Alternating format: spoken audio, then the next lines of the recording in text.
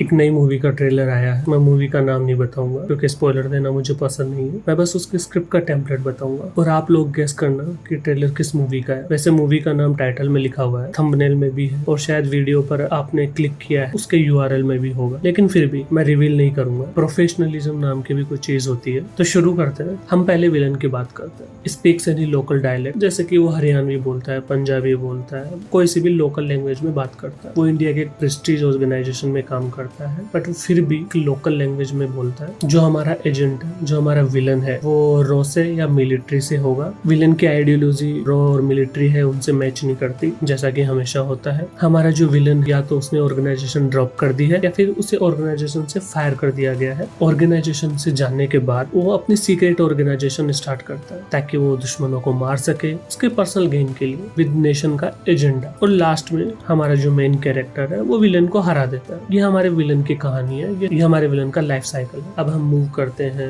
Main character की तरफ। जो हमारा मेन कैरेक्टर है वो कोई भी हो सकता, मेल लीड हो, फीमेल लीड हो, उसकी भी कहानी सेम है। हमारे जो मेन कैरेक्टर है, जो हमारा हीरो है, उसे उसके मेंटर ने ट्रेन किया हुआ होगा। मेंटर अच्छा भी हो सकता है, बुरा भी हो सकता है। जो हीरो है हमारा, उसने रॉयल मिलिट्री ज्वाइन की होगी और एक स्पाई बन गया होगा। हमारे मेन कैरेक्टर को धोखा मिला होगा विलन की तरफ से। वो विलन उसका मेंटर भी हो सकता है और उसकी सेम ऑर्गेनाइजेशन से भी हो सकता है, उसका फ्रेंड भी हो सकता है, उसका मेंटर भी हो सकता है, या जिसने उसे पाल पोस के बड़ा किया हो वो भी हो सकता है। उसके बाद हमारा मेन कैरेक्टर फ्यूजिटिव बन जाता है और अंडरग्राउंड हो जाता है अपनी डेथ फेक करके। उसके बाद हमारा मेन कैरेक्टर है वो कोशिश करता है जो भी सीक्रेट्स, लीक्स, जो भी ऑर्गेनाइजेशन से बाहर जा रहे हैं, जो मोल है ऑर्गेनाइजेशन में, उसको अनकवर करने की कोशिश करता है। और वो कैसे करता है? वो एक्सोटिक लोकेशंस पे जाता है, बीचेस पे जाता है, डांस करता है, गाने गाता है, वो फाइट करता है ट्रेन पे, बसेस पे, प्लेन्स पे, हिल्स पे, और अकेला ही और वन मैन आर्मी की तरह लड़ता है। हमारे हीरो को, जो हमारा मेन कैरेक्टर है, उसे हेल्प चाहिए होती है साइड कैरेक्टर। वो अकेला सब कुछ कर सकता है बट स्टोरी को आगे बढ़ाने के लिए उसे एक साइड कैरेक्टर की जरूरत पड़ती है। अब आते हैं हम हमारे साइड मेन कैरेक्टर पे। जो हमारा साइड मेन कैरेक्टर है उसे भी ट्रेन किया होता है उसे मेंटर ने, जिसे हीरो ने ट्रेन किया हुआ होता है। जो हमारा साइड मेन कैरेक्टर है वो ट्रेंड होता है हमारे मेन कैरेक्टर के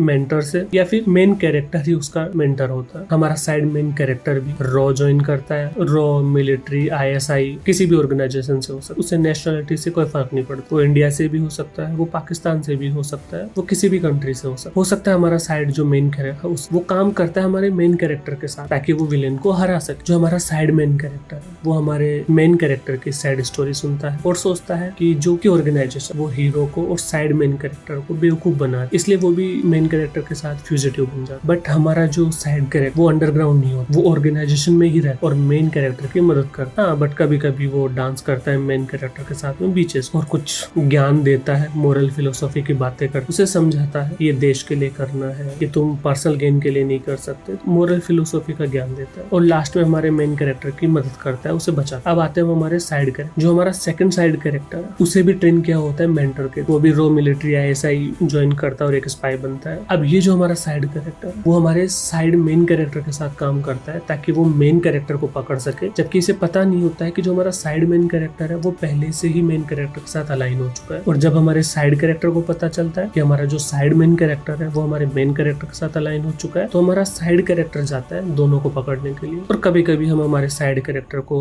साइड मेन कैरेक्टर और मेन कैरेक्टर के साथ बीचेस पे डांस करते हुए देख। जो हमारा साइड कैरेक्टर है उसे पता चलता है कि हमारा जो मेन कैरेक्टर है और हमारा जो साइड मेन कैरेक्टर है वो नेशन के पीस के लिए काम कर रहे हैं साथ में। तो फिर हमारा साइड कैरेक्टर हमारे मेन कैरेक्टर और साइड मेन कैरेक्टर के साथ अंडरग्राउंड जाता है ताकि वो विलेन को डिफीट कर सके। तो ये हमारी स्क्रिप्ट है। अब आप इसमें हीरो को रिप्लेस कर सकते हैं, चाहे आप इसमें सलमान खान ले लो, शाहरुख खान, ऋतिक रोशन, आलिया भट्ट, कटरीना कैफ, किसी भी कैरेक्टर से रिप्लेस कर सकते हैं, पर हमारी बेसिक स्टोरी हमेशा यही रहेगी। अब हम बात करते हैं लोकेशंस। कहानी भारत की है, मिशन भारत, दाव पर भारत लगा हुआ है, लेकिन आधी फिल्म किसी दूसरे कॉन्टिनेंट पे शूट हुई होती है क्योंकि इंटेलिजेंस गैदरिंग और टूरिज्म के बीच लाइनअप काफी धुंधली हो चुकी है। लास्ट में हमें एक इमोशनल स्पीच सुनने को मिलती है जिसमें देश, कर्तव्य, बलिदान और भरोसा जैसे शब्द होते हैं, और ऑडियंस को याद दिलाया जाता है कि ये सिर्फ एक्शन मूवी नहीं है, ये एक्शन मूवी विद इमोशंस है, जो बॉलीवुड की लैंग्वेज में लगभग जॉनरा बन चुकी है। अब तक आपको मूवी गैस हो जानी चाहिए। मैं 1 सेकंड के लिए रुकता हूँ, कमेंट में नाम लिख दीजिए।